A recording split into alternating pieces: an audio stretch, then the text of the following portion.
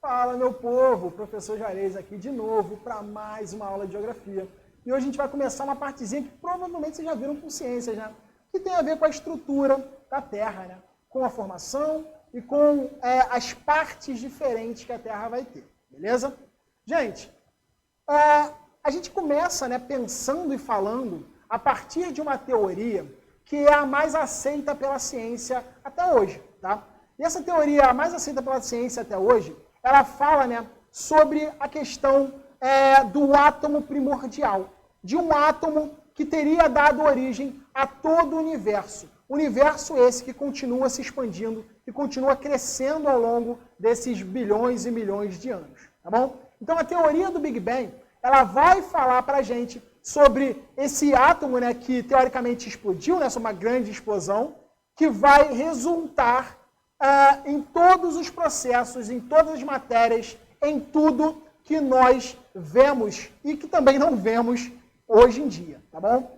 O Big Bang, galera, ele aconteceu aproximadamente aí, né, pela datação, pelos estudos, pelas estimativas dos cientistas, há aproximadamente 13,8 bilhões de anos, tá bom? Então isso tem muito tempo que o universo foi criado, né? Que pelo menos a primeira parte, o primeiro momento, a primeira característica do universo foi criada. Já que, como eu falei com vocês, ele continua a se expandir, ele continua a crescer, tá bom? A Terra, ela vai ser resultado desse processo. Ela não acontece há 13 bilhões de anos atrás, mas ela acontece há muito tempo, né? Quando nós falamos, por exemplo, da nossa vida, né? Do nosso tempo de vida. A gente vai falar disso um pouquinho mais pra frente. Mas vamos entender isso aqui. Olha só, galera. O planeta, ele passou por um momento de formação, tá? A Terra, no tipo, teve o Big Bang, bum, explodiu. A Terra já tá lá bonitinha, prontinha, cheia de gente. Claro que não, tá? Tudo foi a partir de um processo muito lento, muito gradual de formação, beleza? Primeiro de tudo, a gente vai ter um Sol já formado e a massa que vai estar em volta desse Sol, massa de partículas, de poeira, tudo que está no espaço ali, começa a circular esse Sol por conta da gravidade. Essa circulação que nós fazemos até hoje, tá? O processo lá de translação, que é comum da Terra fazer, né? Que é óbvio, é um dos principais movimentos da Terra. Ele é feito até hoje. E essa massa começa a translar aí em volta do Sol. Com esse movimento de translação, essa massa passa a se aglutinar, gerando muito calor, derretendo as rochas, derretendo todos os elementos minerais que estão presentes ali, formando uma grande bola incandescente. Óbvio que ela não é tão quente quanto o Sol, óbvio que ela não é igual ao Sol em proporções, em dimensões, mas ela é uma bola incandescente, tá? Liberando muitos gases. E esses gases sendo liberados começam a formar o quê? Nuvens, né, que não são as nuvens de hoje em dia, mas são nuvens que provocam a chuva nesse espaço. E a chuva que começa a acontecer nesse espaço vai resfriando de forma lenta e de forma muito gradual a crosta. Vai resfriando de forma muito lenta a Terra, beleza? Então a Terra passa a se consolidar, ela passa a se estruturar, ela vai se formar e se construir, né, como planeta há aproximadamente 4,6 bilhões de anos. É um tempo muito antigo, né, comparado à nossa existência, comparado à vida de um ser humano que chega aí a uns 100 anos de idade, mais ou menos, tá bom? Então a gente vai ter uma variação, uma diferença muito grande do tempo da Terra e do tempo do ser humano, do tempo das sociedades. Como é que a gente explica isso? A partir de duas diferenças. Nós temos o tempo geológico, tá? O tempo geológico, galera, ele vai se referir, né, a todos os processos de surgimento, formação e transformação do planeta Terra, beleza? E nós temos, em contrapartida, o tempo histórico, que vai ter a ver, né, com o surgimento e com os processos que vão envolver as civilizações humanas, as pessoas e a nossa capacidade, né, de comunicação, de escrita, de transformação, de vários aspectos, tá bom? Então a gente tem o tempo geológico, que tem a ver com o tempo da Terra, e nós temos o tempo histórico, que tem a ver com o tempo do ser humano, beleza? A gente pode falar desse tempo geológico, a gente tem como datar esse tempo geológico? Tem, galera. A gente data esse tempo geológico a partir dessa tabelinha que nós temos aqui. Olha só, E é uma tabelinha que funciona de um jeito muito legal, muito distinto. Por quê? Ela funciona de baixo para cima, tá? Por que ela funciona de baixo para cima? Porque os que estão embaixo, eles são os tempos mais antigos, eles são os tempos mais pretéritos. Ou seja, o 4.5 ou 4.6 bilhões de anos, ele vai estar lá atrás, no momento, né, que a gente vai chamar de éon arqueano, tá? No éon arqueano ou arqueozoico, a gente vai ter o processo, né, mais antigo da Terra, beleza? Posteriormente, nós temos o proterozoico. Esses dois momentos aí eram momentos em que a gente não tinha a vida na Terra, a gente não tinha uma estrutura tão consolidada de planeta, com vegetação pra caramba, animais e tudo mais, a gente não tinha isso, tá? Esse momento, esses dois éons diferentes, a gente vai chamar de pré-cambriano, beleza? Então sempre que a gente falar assim, essa área aí mineral que vai ser explorada, esse espaço que vai ser explorado no Brasil, é um espaço pré-cambriano. O que significa dizer isso? Que é um espaço muito, muito, muito antigo, beleza? Ele é lá do princípio da formação da crosta terrestre. Show de bola?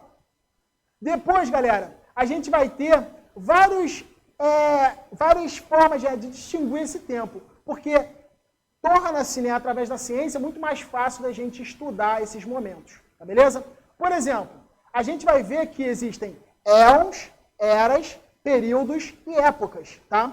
O que é interessante? Os éons são grandes momentos de tempo, aqueles gigantescos momentos de tempo. A gente fala das eras como momentos mais curtos, com algumas mudanças bruscas, tá? A gente fala dos períodos como partes, né, dentro das eras, e a gente fala das épocas como partes que estão dentro dos períodos, beleza? Eu acho que ficou tranquilo de entender. Então, olha só, o éon fanerozoico vai ter 3 eras dentro dele. Quais são essas eras dentro dele? A era paleozoica, a era mesozoica e a era cenozoica. Vamos falar um pouquinho de cada uma? Olha só, na era paleozoica, o que é interessante a gente entender?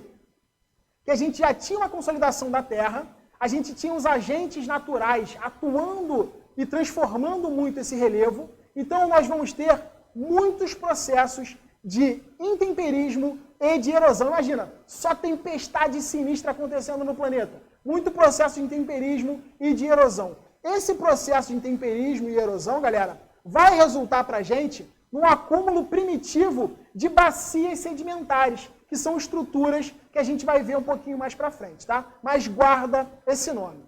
Na era mesozoica, tá? A era que está no meio, olha só, no meio, meso vem de meio, tá? Na era mesozoica, galera, a gente tem um processo importantíssimo acontecendo, que é o processo de divisão dos continentes, para eles se transformarem na divisão que nós temos hoje, tá? Então, quando, né, a gente tem essa divisão, a gente também passa a ter muito terremoto, a gente também tem muito vulcanismo acontecendo em todo o planeta, tá?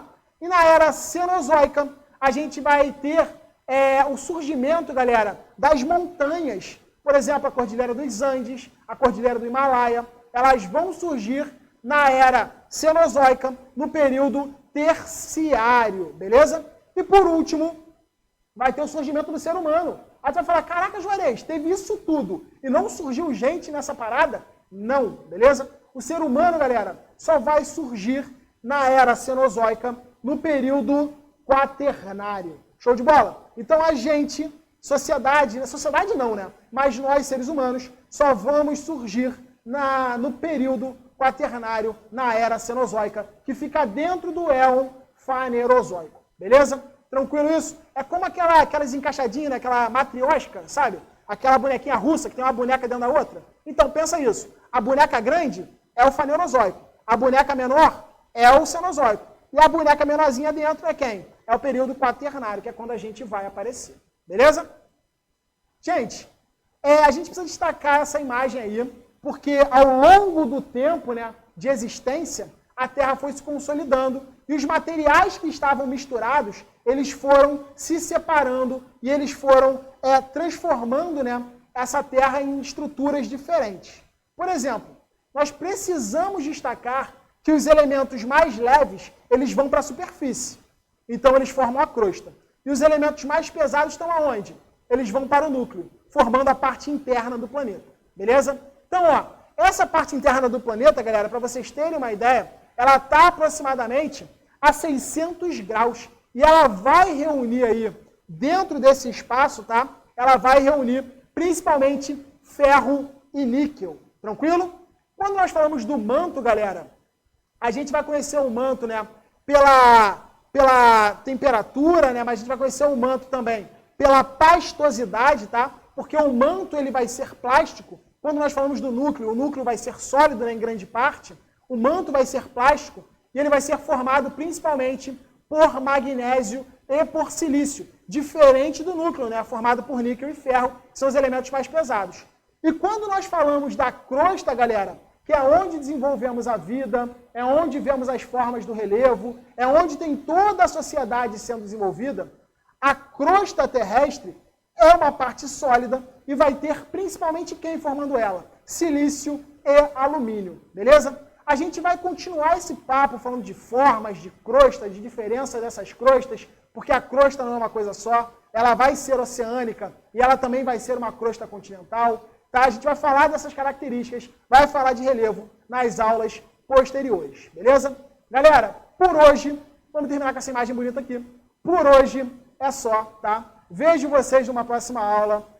Qualquer coisa é só gritar que eu apareço. E aí, se cuidem, a gente se vê. Tchau, tchau.